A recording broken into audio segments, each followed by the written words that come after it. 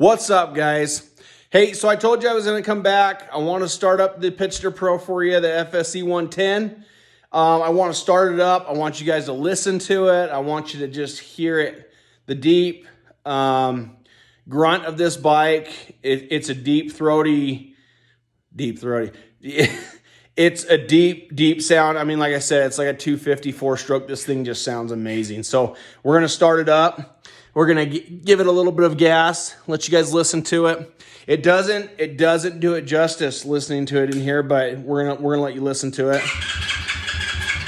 Get a little bit of a choke.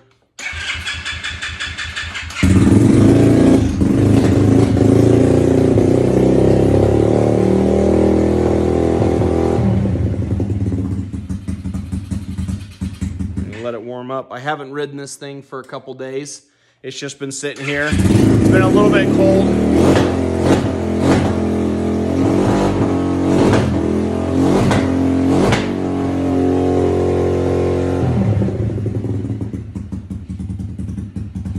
Let it warm up a little bit. Trying to die on me.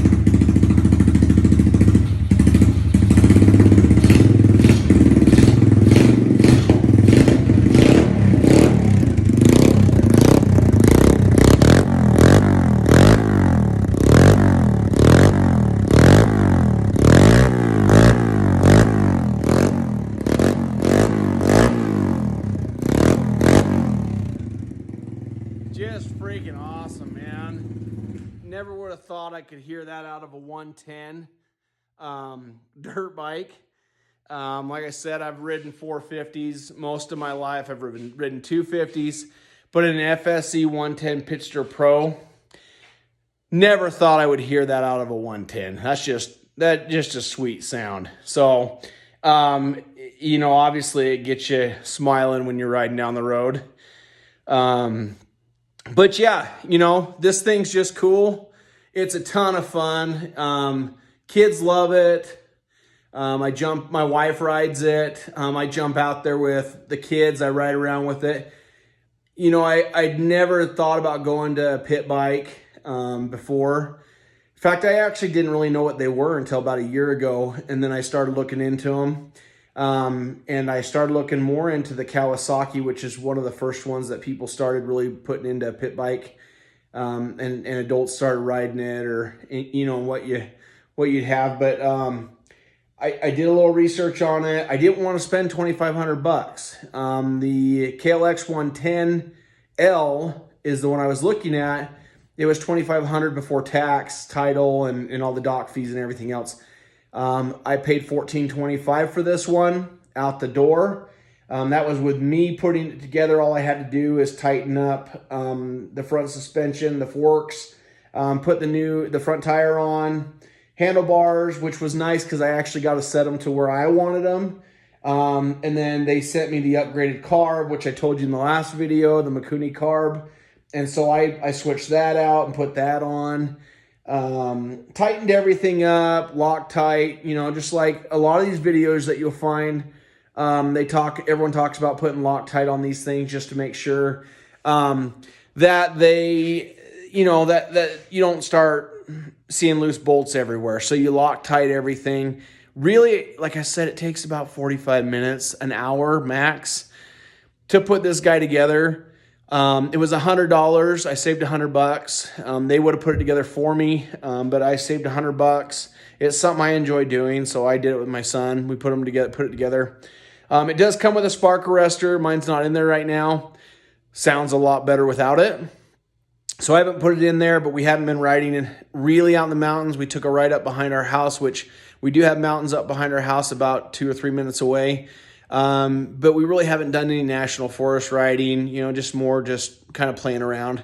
So, but it's been a ton of fun. Like I said, the only thing I can complain about is I'm a big guy, so 270 pounds, right around there.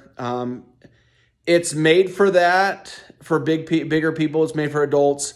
The suspension, like I said in the last video, is adjustable, but the suspension, you probably have to upgrade it if you're a little bit heavier, which I had planned on doing. I'll probably actually give this one to my wife. I'm going to jump into the 190, the fat tire model, because I want to be able to ride it more year round. We get a lot of snow and stuff like that, so I want to be able to ride it more year round. It's about 3 inches taller. This one, again, is 29.5 inches tall. So it's about the same height as the KLX 110L, 29.5 inches tall. So it's surprisingly large. It's the more race-ready model of the 110. They do have a 110 that's a little bit smaller, not quite as peppy, if you want to call it that. But this guy is just awesome. So yeah, just wanted to kind of give you guys another kind of look around. I wanted to kind of let you listen to what it sounds like, because guys, these things sound phenomenal. Like they just really do. And it just puts a smile on your face every time you jump on it. You wouldn't think it was a 110. So super excited about it. Been a ton of fun. Had it for 3 months. Been riding it 2-3 times a week. Changed the oil once. About ready to change it again. Put some good oil in it. You want to do that right away if you purchase one of these. Definitely worth the money. With the upgrades that are on it, you know, having to do those things with the KLX, with the CRF 110, you know, the TTR 110, any of those, the upgrades that you're going to have to do, this by far is a better bang for your buck. It does have its quirks and its cons, but it has a lot of pros as well. Like I said, I've always purchased Japanese. I've always had Hondas and Yamahas and Kawasaki. I've had 2 strokes. I've had 4 strokes. But this is definitely a great option for someone that is not going to ride every day, or someone that will ride every day. I haven't really done a torture test to it. It's torture enough just lugging my fat butt around. But we will show some riding videos on it. We're really going to post a ton of these Pitster Pro videos, because I really want to get it out there. This one's a 2020 model. I want to get those out there, because when I was looking, I couldn't find a lot of videos about the 2020 Pitster Pros. I just couldn't find them. I mean, there's tons of videos about KLX 110s. There's tons of video about CRF 110s. But when you look at Japanese bikes and then you actually put in Pitster Pro, there's a lot of older Pitster Pro videos. But there's not a ton about the newer stuff. And I feel like the newer stuff, I feel like they just keep getting better and better. Like they're even better an option than they were, 4, 5, 6, 7 years ago.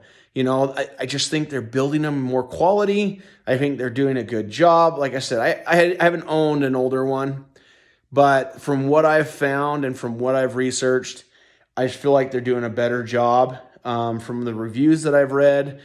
And riding this thing, like it just blows my mind riding this thing. It's just awesome. So anyway, just wanted to give you guys kind of a walk around. I wanted to let you listen to it. But like I said, I'm going to put a plug in for USA Motor Toys, I believe it is. Linden. Those guys are awesome. Go talk to Gary. He's answered all my emails, all my questions. Called me back when I needed it. They sent me the Mikuni carb, which they said they've had a lot of success with, which I know why now in putting it on. But they're just awesome over there. You guys go see them. Hook yourself up with a new Pitster Pro. They've got they've got bigger models. What is that one? They've got a 250S model. They've got a new 2-stroke out. We're going to get into a bunch of those. We're going to keep moving through Pitster Pros. I'm going to stick more towards that side of things. I might bring a couple Japanese bikes in here and there, but I'm going to stick more towards the Pitster Pro affordable options for a good buy. For a good bike, just a quality bike from what I'm finding. We'll do some more long-term ownership reviews just to kind of get you guys more familiar and give you an idea as to what you're looking at long term. And then, we'll hopefully put a few more items on this, but they come pretty much fully loaded, ready to go. So, hey, thanks for listening, guys. Hit that subscribe button, send me some comments, ask questions. I'll answer everything that's coming, hopefully. I'll do my best to get your questions answered. If not, Pitster Pro has been really good about answering my questions. But yeah, if I can answer any of your questions, jump on there and post a question. Hey, thanks, guys. We'll talk to you later.